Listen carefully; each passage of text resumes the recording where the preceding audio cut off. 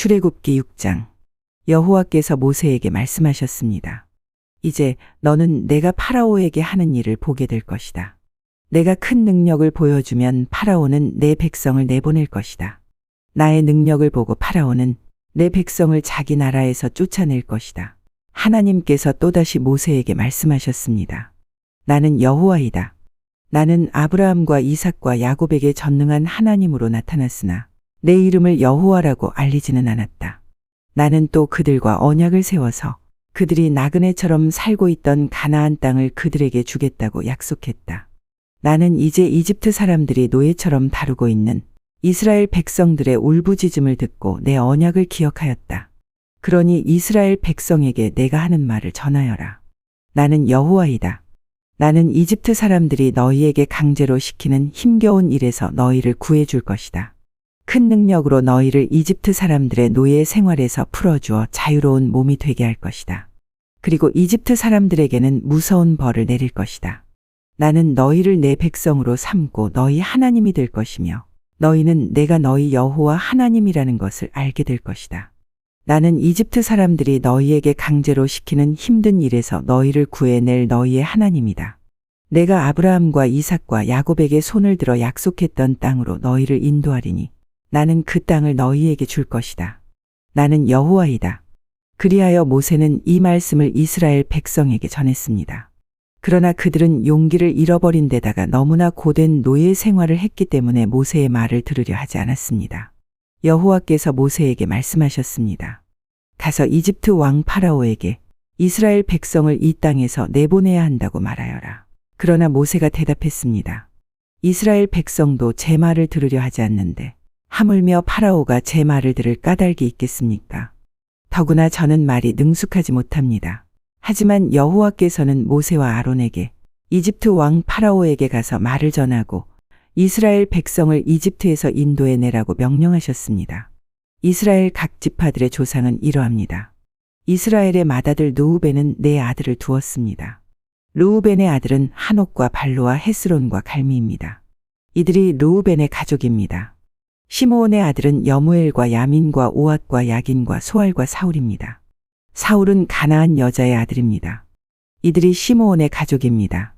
레위는 137살까지 살았습니다. 레위의 아들 이름은 순서대로 게르손과 고앗과 무라리입니다. 게르손은 두 아들을 두었는데 그 이름은 림니와 시므이입니다. 이들에게는 다 자기 가족이 있었습니다. 고앗은 133살까지 살았습니다. 고앗의 아들은 아므람과 이스알과 헤브론과 우시엘입니다. 무라리의 아들은 마흘리와 무시입니다. 족보에 따르면 이들은 레위의 가족입니다. 아므람은 자기 아버지의 누이인 요게벳과 결혼했습니다. 요게벳은 아론과 모세를 낳았습니다. 아므람은 137살까지 살았습니다. 이스알의 아들은 고라와 네벡과 시르리입니다. 우시엘의 아들은 미사엘과 엘사반과 시드리입니다. 아론은 엘리세바와 결혼했습니다. 엘리세바는 암미나답의 딸이며 나손의 누이입니다. 엘리세바는 나답과 아비후와 엘르아살과 이다마를 낳았습니다. 고라의 아들은 아실과 엘가나와 아비아삽입니다. 이들은 고라의 가족입니다. 아론의 아들 엘르아살은 부디엘의 딸과 결혼했습니다. 부디엘의 딸은 비느하스를 낳았습니다. 이들은 레위 집안의 조상들입니다. 바로 이 아론과 모세에게 여호와께서 이스라엘 백성을 이집트 땅에서 각 무리대로 인도해 내어라 하고 말씀하셨습니다. 또한 이집트 왕 파라오에게 가서 이스라엘 백성을 이집트에서 내보내라고 말한 사람 역시 모세와 아론입니다. 여호와께서 이집트 땅에서 모세에게 말씀하셨습니다. 나는 여호와이다. 이집트 왕 파라오에게 내가 하는 말을 다 전하여라. 모세가 여호와께 대답했습니다. 저는 말을 잘 알 줄 모릅니다. 그런데 어찌 파라오가 제 말을 들으려 하겠습니까? 출애굽기 7장. 여호와께서 모세에게 말씀하셨습니다. 나는 너를 파라오 앞에서 마치 하나님과 같게 할 것이다. 그리고 내 형 아론은 너를 위해 대언자가 될 것이다. 내 형 아론에게 내가 너에게 명령한 모든 것을 말해 주어라. 내 형 아론은 파라오에게 이스라엘 백성을 그 땅에서 내보내라고 말할 것이다. 그러나 나는 파라오의 고집을 그대로 두고 이집트 땅에 많은 기적을 일으킬 것이다. 그럼에도 파라오는 내 말을 듣지 않을 것이다. 그때에 내가 더 큰 능력으로 이집트에 무서운 벌을 내리고 그런 다음에 내 백성 이스라엘을 강무리대로 이집트 땅에서 인도해 낼 것이다. 내가 나의 큰 능력으로 이집트에 벌을 내리고 이스라엘 백성을 그 땅에서 인도해 낼 때에야 비로소 이집트 사람들은 내가 여호와인 줄을 알게 될 것이다. 모세와 아론은 여호와께서 명령하신 대로 했습니다. 모세와 아론이 파라오에게 말을 했을 때 모세의 나이는 80살이었고 아론의 나이는 83살이었습니다. 여호와께서 모세와 아론에게 말씀하셨습니다. 파라오가 너희에게 기적을 요구할 것이니 그러면 모세는 아론에게 지팡이를 파라오 앞에 던지라고 말하여라. 그 지팡이가 뱀으로 변할 것이다. 그리하여 모세와 아론은 여호와께서 명령하신 대로 파라오 앞으로 나아갔습니다. 아론은 자기 지팡이를 파라오와 그 신하들 앞에 던졌습니다. 그러자 지팡이가 뱀으로 변했습니다. 그때 파라오도 자기의 지혜로운 자들과 마술사들을 불렀습니다. 이집트의 마술사들도 마술을 부려 똑같은 일을 했습니다. 그들이 자기 지팡이를 땅에 던지자 그 지팡이들이 뱀으로 변했습니다. 하지만 아론의 지팡이가 그 뱀들을 잡아먹었습니다. 그러나 파라오는 고집을 부리며 모세와 아론의 말을 듣지 않았습니다. 여호와께서 말씀하신 그대로였습니다. 여호와께서 모세에게 말씀하셨습니다. 파라오는 고집이 세서 백성을 내보내려 하지 않는다. 아침에 파라오가 나일 강으로 나올 것이니 너는 가서 강가에서 그를 만나라. 뱀으로 변했던 지팡이를 가지고 가거라. 그에게 이렇게 말하여라. 히브리 사람들의 하나님 여호와께서 나를 왕에게 보내셨습니다. 주님께서 내 백성을 광야로 보내서 나를 예배할 수 있게 하라고 말씀하셨지만 지금까지 왕은 이 말씀을 듣지 않았습니다. 그러므로 여호와께서 이 일로 그분이 여호와라는 것을 왕에게 알게 할 것이라고 말씀하십니다. 보십시오. 내 손에 있는 이 지팡이로 내가 나일강에 물을 치겠습니다. 그러면 나일강이 피로 변할 것입니다. 강의 물고기들은 죽고 강물에서는 냄새가 나서 이집트 사람들이 나일강의 물을 먹지 못하게 될 것입니다. 여호와께서 모세에게 말씀하셨습니다. 아론에게 지팡이를 들어 이집트의 모든 강과 운하와 연못과 늪을 향해 손을 뻗으라고 하여라. 이집트의 모든 땅에 물이 변하여 피가 될 것이다. 나무 그릇이나 돌 항아리에 있는 물까지도 피로 변할 것이다. 그리하여 모세와 아론은 여호와께서 명령하신 대로 했습니다. 아론은 지팡이를 들어 파라오와 그 신하들이 보는 앞에서 나일강에 물을 쳤습니다. 그러자 나일강의 물이 모두 피로 변했습니다. 나일강의 물고기들이 죽고 강에서 냄새가 나기 시작했습니다. 그래서 이집트 사람들은 그 물을 마실 수가 없었습니다. 이집트 모든 땅이 피로 가득 찼습니다. 이집트의 마술사들도 마술을 부려 똑같은 일을 했습니다. 그러자 파라오는 더욱 고집스러워져서 모세와 아론의 말을 듣지 않았습니다. 모든 일이 여호와께서 말씀하신 대로 일어났습니다. 파라오가 몸을 돌이켜 왕궁으로 돌아갔습니다. 그는 모세와 아론이 한 일을 무시해버렸습니다. 이집트 사람들은 나일 강의 물을 마실 수가 없었습니다. 그래서 모든 이집트 사람들은 마실 물을 얻기 위해 나일 강가에 우물을 팠습니다. 여호와께서 나일 강의 물을 피로 변하게 하신 지 7일이 지났습니다. 출애굽기 8장. 여호와께서 모세에게 말씀하셨습니다. 파라오에게 가서 전하여라. 여호와께서 이렇게 말씀하셨습니다. 내 백성을 내보내서 나를 예배할 수 있게 하여라. 만약 그렇게 하지 않으면 이집트를 개구리로 벌할 것이다. 나일강이 개구리로 가득 찰 것이다. 개구리들이 강에서 나와 너의 왕궁으로 들어갈 것이다. 개구리들이 내 침대와 침실에 들어갈 것이며 내 신하들과 백성들의 집에도 들어갈 것이다. 개구리들이 화덕과 반죽 그릇에도 들어갈 것이며 너와 내 백성과 내 신하들의 몸속으로도 기어 들어갈 것이다. 여호와께서 모세에게 말씀하셨습니다. 아론에게 명하여 강과 운하와 늪을 향해 지팡이를 든 손을 뻗게 하여라.